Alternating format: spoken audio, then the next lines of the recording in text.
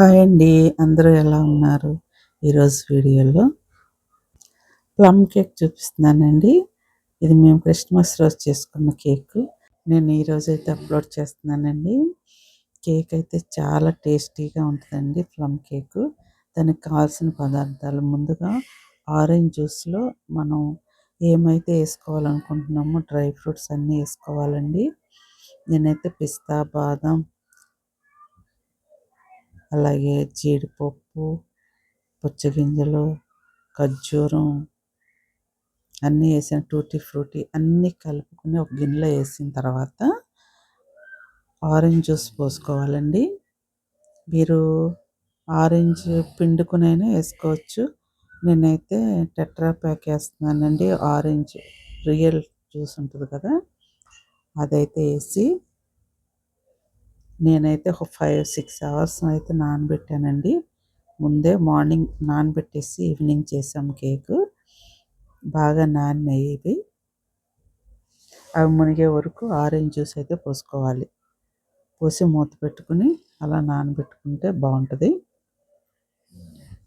ఇప్పుడు మైదాపిండి తీసుకుంటున్నానండి. ఈ మైదాపిండి 250 గ్రామ్స్ తీసుకున్నాను. కప్పుల్లో కప్పున్నారండి. ఇది కూడా కొలిచి పక్కన పెట్టుకున్న తర్వాత షుగర్ పౌడర్ చేసుకోవాలి. దానికోసం చెక్క 2 చెక్క కొంచెం పెద్దగా తీసుకున్నాను, ఒక మన చూపుడు వేలంతా. అలాగే 2 లవంగాలు, ఒక 3-4 యాలకులు ఇవన్నీ తీసుకుని చిన్న జార్లో వేసుకున్నాను. అలాగే బ్రౌన్ షుగర్ అండి, ఒక 50 గ్రామ్స్. అలాగే వైట్ షుగరు ఒక 100 గ్రామ్స్. మీరు స్వీట్ ఎక్కువగా తినేవాళ్ళు అయితే 250 గ్రామ్స్ వేసుకోవచ్చండి షుగరు. 250 గ్రామ్స్ మనం ఫ్లవర్ తీసుకున్నాం కదా, అలాగే 250 గ్రామ్స్ షుగర్ కూడా వేసుకోవచ్చు. మేము ఎక్కువగా స్వీట్ తినమనే ఉద్దేశంతో 150 గ్రామ్సే షుగర్ వేసానండి. ఈ షుగరు, స్పైసెస్ అన్నీ కలిపి పౌడర్ చేసి పక్కన పెట్టాను. వేరొక బౌల్ తీసుకొని, మిక్సింగ్ బౌలు, అందులోకి 250 గ్రామ్స్ బటర్ తీసుకున్నామండి. ఈ బటర్ అంతా మెల్ట్ అయ్యే వరకు దాన్ని మిక్సర్తో కలుపుకోవాలండి.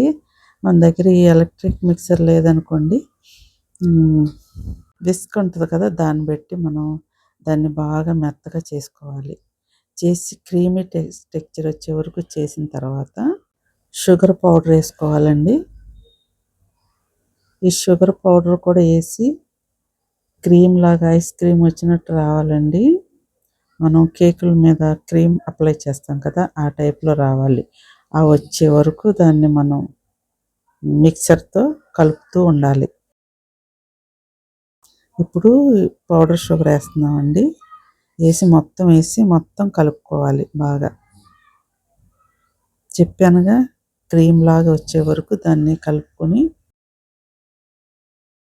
క్రీమీ టెక్స్చర్ వచ్చిన తర్వాత గుడ్లు వేసి కలుపుకోవాలండి.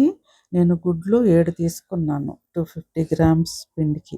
ఈ బటరు అలాగే షుగర్ పౌడరు కలవటానికి కొంచెం టైం పడుతుందండి. దాన్ని నెమ్మదిగా అలా చేసుకుంటూ ఉండాలి. మొత్తం కలపాలి. మొత్తం షుగర్ పౌడర్ అంతా కలిసిపోయి క్రీమీ టెక్స్చర్ వచ్చిన తర్వాత అప్పుడు చూసారా, మొత్తం కలిసిపోయి క్రీమ్ లాగా అయిపోయింది. ఇప్పుడు ఎగ్స్ వేసుకోవాలండి. ఒక్కొక్క ఎగ్ వేసుకుని కలుపుకుంటూ ఉండాలి.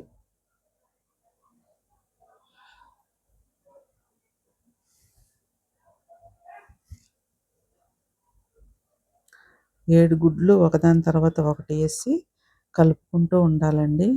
ఒకేసారి గుడ్లన్నీ వేయకుండా ఒక్కొక్కటిగా వేసుకుంటూ కలుపుకుంటూ ఉంటే బాగుంటుంది. గుడ్లు ఎక్కువగా ఉంటే బాగుంటుందండి కేక్.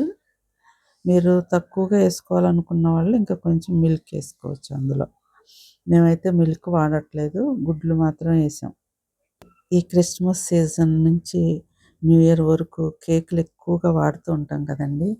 కేక్ అనేది మన చేతులతో మన ఇంట్లో మనం చేసుకొని దాన్ని ప్రజెంట్ చేస్తే అంత బాగుంటుందండి. చాలా హ్యాపీగా ఉంటుంది, హెల్తీగా ఉంటుంది, చాలా టేస్టీగా కూడా చేసుకోవచ్చు మనం. పండగలు వచ్చినాయి అంటే ప్రతి వాళ్ళ ఇంట్లో స్వీట్స్, రకరకాల కేక్స్, బిస్కెట్స్ అన్ని రకాలుగా చేసుకుంటాం కదండీ! రకరకాల పప్పలు. ఎగ్స్ అన్నీ ఏసి మొత్తం కలిసే వరకు బీట్ చేసుకోవాలండి. చక్కగా క్రీమీలాగా వస్తదండి. ఇప్పుడు ఇలా తయారు చేసుకున్న బ్యాటర్‌లో ఒక టీ స్పూను వంట సోడా అండి, అలాగే ఒక టేబుల్ స్పూను బేకింగ్ పౌడర్ ఈ 2 వేసి ఇప్పుడు కొలిచి పెట్టుకున్న 250 గ్రామ్స్ మైదా పిండి ఇది కూడా ఈ బ్యాటర్‌లో ఏసి మొత్తం కలిపి పెట్టాలండి. ఇప్పుడు